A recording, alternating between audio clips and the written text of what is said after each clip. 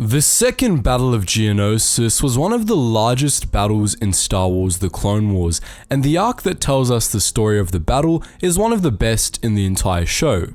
The Republic, as you all likely know, won that battle, retaking Geonosis for good this time.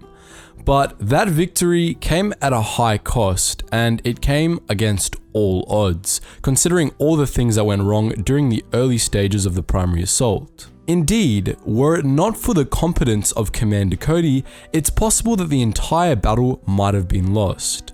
In this video, we'll be analysing the Second Battle of Geonosis and how so much went wrong for the Republic in that crucial battle.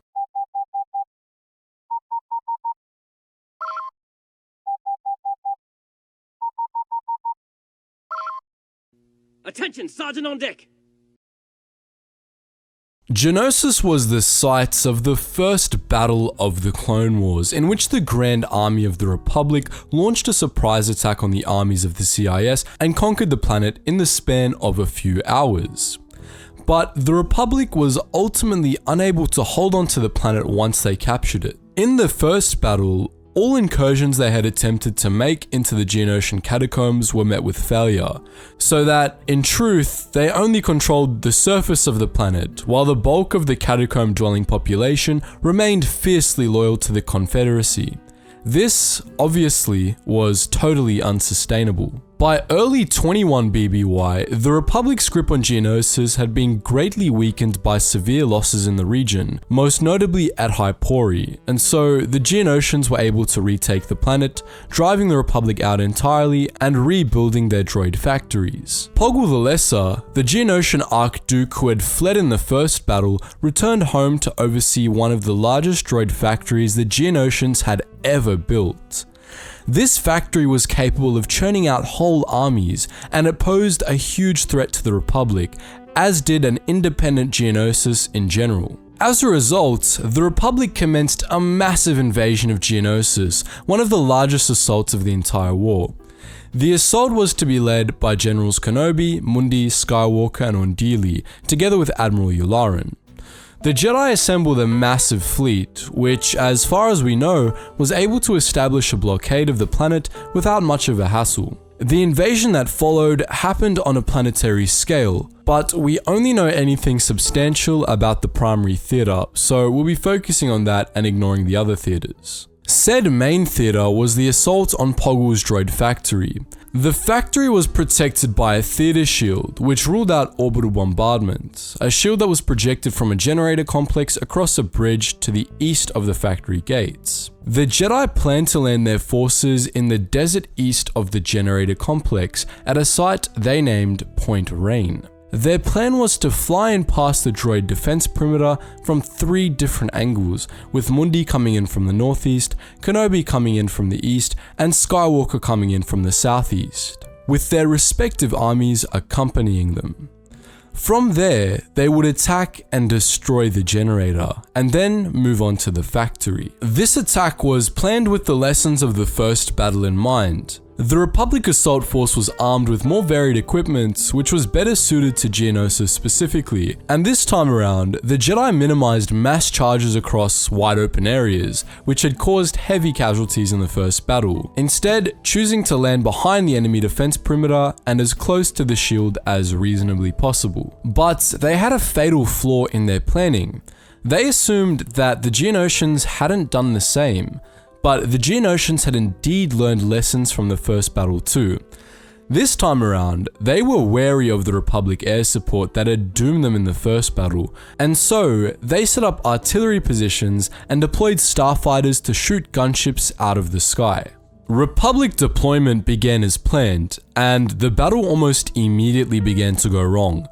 Geonosian artillery opened up as soon as the gunships were in range, and as the gunship pilots desperately tried to avoid them, they were attacked by swarms of Geonosian starfighters as well. Between the fighters and the artillery, dozens of gunships were destroyed outright, and many more were shot down. Plenty of clones and walkers were lost, while none of the 3 Jedi in charge of the mission made it to the landing site.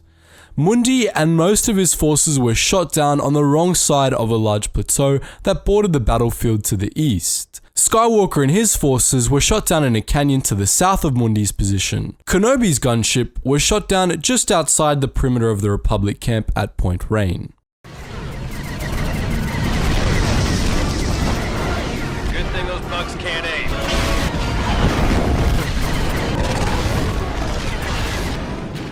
The highest ranking officer to actually make it to Point Rain was Commander Cody, who immediately began organizing the defense of the Republic's first ground position. The landing zone was already under attack. The Geonosians sent tanks and speeder bikes out to deal with the clones, and their starfighters were constantly looping around to strafe the site. Cody had the gunships and tanks at Point Rain set up in a ring around the Republic camp, forming a rudimentary defense perimeter. But it didn't seem like the defense would last for long. The Geonosians had them surrounded and were coming in greater and greater numbers. As Cody sent Waxer and Boyle to rescue Kenobi from his gunship, Anakin and Mundi both started moving their forces toward Point Rain. Mundi's forces were in decent shape. He had a few walkers left, and his men were able to salvage specialty gear from the crash site, including flamethrowers. As Mundi and his men marched south toward the edge of the plateau, Skywalker's forces were already under attack. His walkers were all destroyed, and so he, Ahsoka, and Torren Company were forced to march west through the canyons on foot. There was one more problem with this as well. To get to the landing zone, they needed to go through a Geonosian fortress, a massive wall that blocked the canyon and was thick with droids and gun turrets. Skywalker and Tano, with a little help from Captain Rex, were ultimately able to blow up that fortress, however, allowing Torren Company to move forward. Mundi, meanwhile, led his men into a network of Geonosian tunnels that cut through the plateau.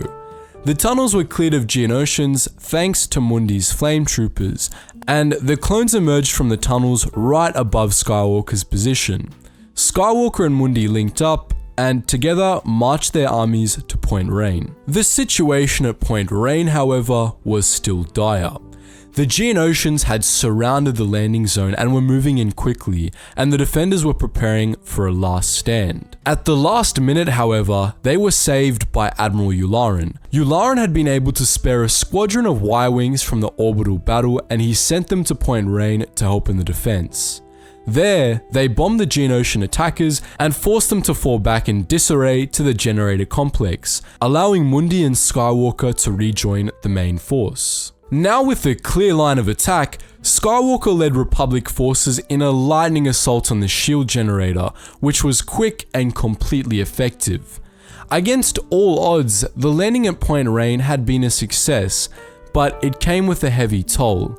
Casualties were high, and both Kenobi and Mundi were forced to fall back from the front lines to recover from injuries. Luminara Unduli and the 41st Elite Corps flew in to replace them and reinforce the 501st for the assault on the main factory. The odds were still not in the Republic's favor for that battle. Poggle had massive armies of droids waiting, and the chances that the Republic would be able to charge across a narrow bridge, capture the gates of a factory, and secure the whole complex were slim to none. Recognizing this, Skywalker and Unduli came up with an alternative plan. They would lead their men in a show of force across the main bridge to the factory gates and attack head-on, providing cover while their Padawans, Ahsoka Tano and Barriss Offee, infiltrated the factory, planted bombs on the main reactor, and blew the place sky high. The main assaults proceeded on schedule, and the Confederacy took the bait. On orders from TX-21 and Poggle, Geonosians attacked the clones from behind, while thousands of battle droids were sent out and opened fire. The Republic was able to maintain its position, however, through several droid waves. The Geonosians, though, had a new weapon that the Republic had not accounted for, the super tank. As clones cleaned up the most recent wave of droids, 20 of these prototype tanks were deployed. The Republic fielded all the artillery they had against them, but the onboard shield generators of the super tank protected them from any damage. They then proceeded to rain missiles on the Republic lines, destroying nearly all their military walkers and cannons and killing hundreds of clones. The Republic was pushed back over the bridge, and the assault seemed doomed. Meanwhile, Ahsoka Tano and Barriss Offee navigated the Geonosian catacombs beneath the factory and eventually found their way to the main reactor.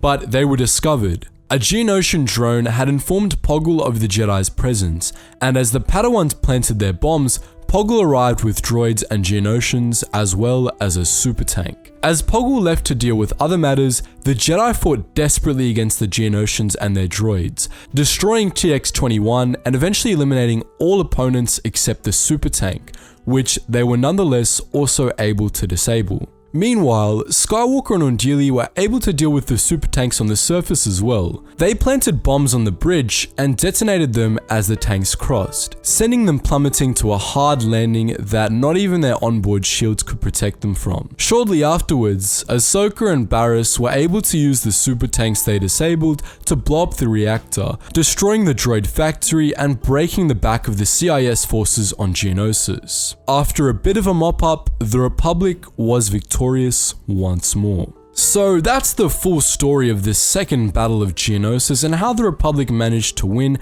against all odds.